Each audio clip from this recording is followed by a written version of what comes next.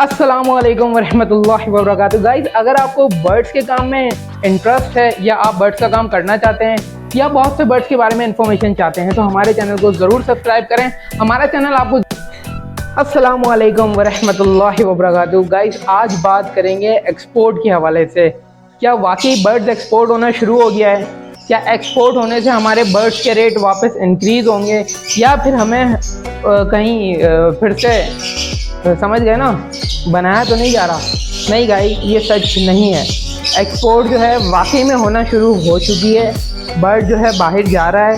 इस वक्त जो है एक्सपोर्टर कॉकटेल्स की, फिंचेस की, जावास की, लवबर्ड की तकरीबन सारी म्यूटेशंस की बाइंग कर रहा है। अब जहाँ तक बात है बर्ड्स के रेट्स के इंक्रीज़ होने का, देखिए बर्ड्स का रेट इंक्रीज़ कब होगा? जब एक्सपोर्ट होना तेज़ी से आहिस्ता आहिस्ता बर्ड बाहर जाएगा। एक्सपोर्ट तो बर्ड हो रहा है, लेकिन कितना? कभी 2000 बर्ड की शिपमेंट जारी होगी, 1000 बर्ड की, 4000 की, आहिस्ता आहिस्ता बर्ड जो है निकल रहा है पाकिस्तान से। अब इसको कितना टाइम लगेगा? मेरी जो ज़ाती कैलकुलेशन है उसके हिसाब से बर्ड्स के रेट इंक्रीज़ हो जाएंगे, लेकिन कब तक? देखें, इस वक्त इंडिया में जो है बड़े जो ब्रीडर्स हैं उनकी मैं गुफ्तगू सुन रहा था यूट्यूब पे।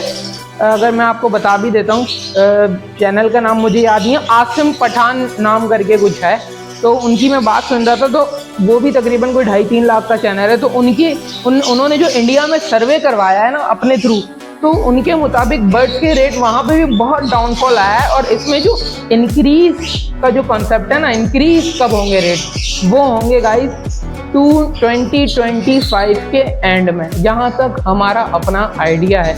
अगर आपको लगता है कि भाई अभी 2 महीने में, 4 महीने में, 5 महीने में कोई रेट बहुत, देखें 2-3 हज़ार बढ़ सकते हैं, मार्केट अपने पैरों पे खड़ी हो जाएगी। मार्केट जो है अपने पैरों पे खड़ी हो जाएगी एक्सपोर्ट, क्योंकि बर्ड होना शुरू हो गया है। पाइट डफ का पहले कोई पूछ भी नहीं रहा था, अभी पाइट डफ एकदम शॉर्ट होना शुरू हो गया है। डायमंड पाइट इस वक्त शॉर्ट होना शुरू हो गया। शॉर्ट किस सेंस में होना है? ज़्यादातर लोग अपना माल सेल कर रहे हैं, मतलब निकाल रहे हैं, ठीक है ना। बहुत से लोग अपने सेटअप ख़त्म कर रहे हैं। यही टाइम है इन्वेस्टमेंट का। जो बंदा अपना सेटअप ख़त्म कर रहा हो उससे उसका सेटअप खरीद लें, क्योंकि इस वक्त जिस प्राइस ब्रैकेट में बर्ड आपको मिल रहा है ना, उसमें आपको प्रॉफिट बहुत ज़्यादा है, इसमें कोई शक नहीं है। उसमें आपको अगर पाइट डफ का पेयर आपको फर्ज करें अभी 4000 रुपये में मिल रहा है, तो भाई इसका 4000 रुपये तो एक्सपोर्ट का रेट है। 4-4 हज़ार रुपये तो एक्सपोर्ट का रेट है। वो अलग बात है कि अभी 2-2, 2.5-2.5 हज़ार रुपये में ये 1500 में बाइंग कर रहे हैं। ये पैनिक का फ़ायदा उठा रहे हैं। इस वक्त जो एग्रीकल्चर के अंदर एक पैनिक पैदा हुआ है ना, लोग डरे हुए हैं यार मार्केट में। भाई कोई भी बिजनेस ऐसे कोई हमेशा के लिए ख़त्म थोड़ी ना हो जाता। ये किसने कह दिया? ऐसे नहीं होता। देखिए, मैं आपसे कोई ना, आप मुझे पैसे दे रहे हैं ना, कोई मुझे कोई आपको बताने का कोई ख़ास फ़ायदा है, ठीक है ना। अगर मेरा चैनल 1 लाख व्यूज़ भी हासिल कर लेगा ना, इत्तेहाद बर्ड फार्म 1 लाख व्यूज़, तो भी मेरी कोई इससे इनकम नहीं होगी, क्योंकि हमारे जो व्यूज़ है ना लिमिटेड होते हैं। 2, 4, 5, 10 हज़ार व्यूज़ आते हैं, इस पर कोई पैसे नहीं मिलते। जितने भी ब्रीडर्स हैं ना जो यूट्यूब पे वीडियोस वगैरह बनाते हैं, उनकी कोई अर्निंग नहीं है यूट्यूब से, क्योंकि यूट्यूब पैसा क्यों देगा हमें? क्योंकि हमारी व्यूअरशिप ही नहीं है। व्यूअरशिप किनकी होती है? 1.3 मिलियन, 3.8 मिलियन, 5.6 मिलियन, ये व्यूअरशिप होती है। ये किनकी आती है? ये आती है फैमिली व्लॉगर्स, व्लॉगिंग, टूरिज्म, या फिर हमारे यहाँ तो फिर अल्लाह माफ़ करे आप न्यूडिटी या गंदी गलीज किस्म की चीज़ें दिखाओ तो बहुत ज़्यादा व्यूअरशिप आती है, लाखों में जाती है। शायद उससे हज़ारों डॉलर का प्रॉफिट जनरेट होता है, हमें नहीं होता। क्यों? क्योंकि हम बेसिकली नॉलेजेबल कंटेंट बनाते हैं जिसमें बर्ड्स की इन्फॉर्मेशन होती है, उनके जेनेटिक्स की इन्फॉर्मेशन होती है, उनके रेट्स की इन्फॉर्मेशन होती है, कहाँ कौन सा बर्ड मिलता है, ये इन्फॉर्मेशन होती है। तो हमें कोई ये मत समझें कि भाई ये बस व्यूअरशिप के लिए इन्होंने लगा दिया कि बर्ड एक्सपोर्ट हो गया, एक्सपोर्ट हो गया। ऐसी कोई कहानी नहीं है, ठीक है ना भाई। आपको देखना है आप देखें, नहीं देखना अल्लाह आपको खुश रखे। आपको जहाँ जाना है जाएं, जो करना है करें। हमने किसी का कोई ज़बरदस्ती थोड़ी बिठाया हुआ कि आप हमें आगे देखें, हमें सुने, हम जो बोले वो करें। भाई सब समझदार है, कोई बेवकूफ़ नहीं है।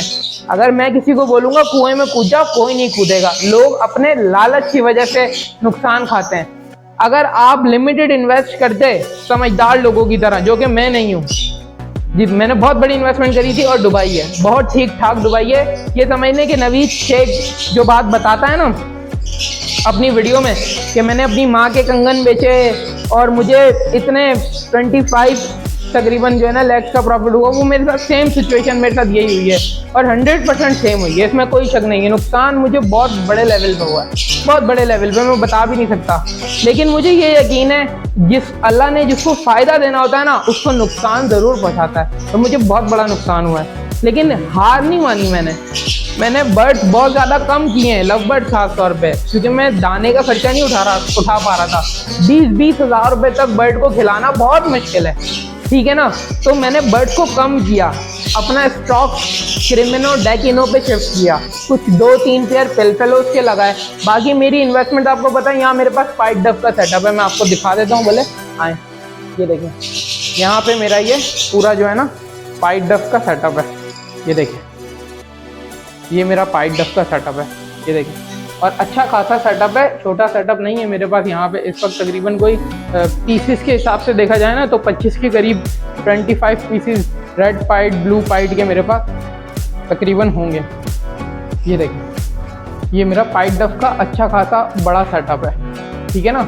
और ये तो मैंने आपको अपने पट्टे दिखाए जो तैयार हो चुके हैं ब्रीड के लिए। बाकी ये मेरे ब्रीडर्स पेयर हैं, तकरीबन 8 पेयर हैं, 8 या 10 पेयर जो कि इस वक्त ब्रीड पे भी लगे हुए हैं। और ये देखिए, ये मेरे पास कॉमन डव भी हैं, ये जो है ना मेरी सारी कॉमन डव हैं। ये मेरे रेड पाइट के ब्लू पाइट के पट्टे वगैरह मैं इनसे भी पलवा लेता हूँ, कभी कभी कोई पेयर नहीं पाल रहा होता। और ये देखिए मेरे पास कॉमन डव के भी पट्टे जमा हुए हैं, ये आप देख सकते हैं। ये देखिए, ये मेरे सारे जो है ना कॉमन डव के पट्टे हैं, मैं दूर से दिखाता हूँ। ये देखिए, ये आपको बताने का मकसद बेसिकली सिर्फ ये है कि देखें एक्सपोर्ट ओपन ज़रूर हुई है, पर इसका मतलब ये नहीं है कि आप वापस वही गलती करें जो आपने पहले करी थी। वो गलती क्या है? देखिए गाइस, आपने एक बर्ड में इन्वेस्ट नहीं करना। अगर आप एक बर्ड में इन्वेस्ट करते हैं तो आपको डेफिनेटली वापस से उस तरह के लॉस होना शुरू हो जाएंगे जो पहले हुए हैं। अगर आपको वाकई में इन्वेस्ट करना है तो देखें, डव्स में भी इन्वेस्ट करें, लव बर्ड्स में भी इन्वेस्ट करें, रिंगनेक्स में, जावाज में, अपना बहुत सारे और बर्ड है, गोल्डियन है, और भी क्रस्टेड है, किनरीज है। देखिए, डिफरेंट बर्ड्स में इन्वेस्ट करें। एक बर्ड में इन्वेस्ट करने का हमें जो नुकसान हुआ है ना, वो हम सबको पता है। पूरे पाकिस्तान में लोगों ने इस वक्त नुकसान खाया है, इसमें कोई शक नहीं है। तो आप कोशिश जो है ना अपनी पूरी जो जान मारे वो इस पर मारेंगे। भाई मुझे सिर्फ जो है ना लव बर्ड नहीं रखने, मुझे डिफरेंट म्यूटेशन रखनी है। मैं 10 पेयर लव बर्ड के रखूँगा, 5 पेयर मैं जावा के रखूँगा, 5 पेयर मैं गोल्डियन के रखूँगा। इससे आपको लॉस नहीं होगा। अगर कभी एक बर्ड का डाउनफॉल आ गया तो आप दूसरे बर्ड से उसका दाना पानी भी निकाल लेंगे और कुछ प्रॉफिट भी जनरेट कर लेंगे। तो इस तरीके से काम करें, इंशाल्लाह ताला अल्लाह ताला आपके काम में बहुत बरकत देगा। कोशिश करें, बर्ड्स में इन्वेस्ट ज़रूर करें, और मेरे कहने पे नहीं, अपनी कैलकुलेशन और अपनी रिसर्च के मुताबिक करें। क्योंकि याद रखें, हर बंदा आपको अपना मंजन बेचने की कोशिश करेगा। मैं आपको बोलूँगा मेरे पास बर्ड है, मुझसे ख़रीद लो, ये नहीं करें। अपनी रिसर्च करें, किस बर्ड में मुझे इन्वेस्ट करना चाहिए, किस में नहीं करना चाहिए। अगर आप लोगों को देख के चलेंगे, आपको सिर्फ नुकसान होगा और कुछ भी नहीं। शुक्रिया, अल्लाह हाफ़िज़।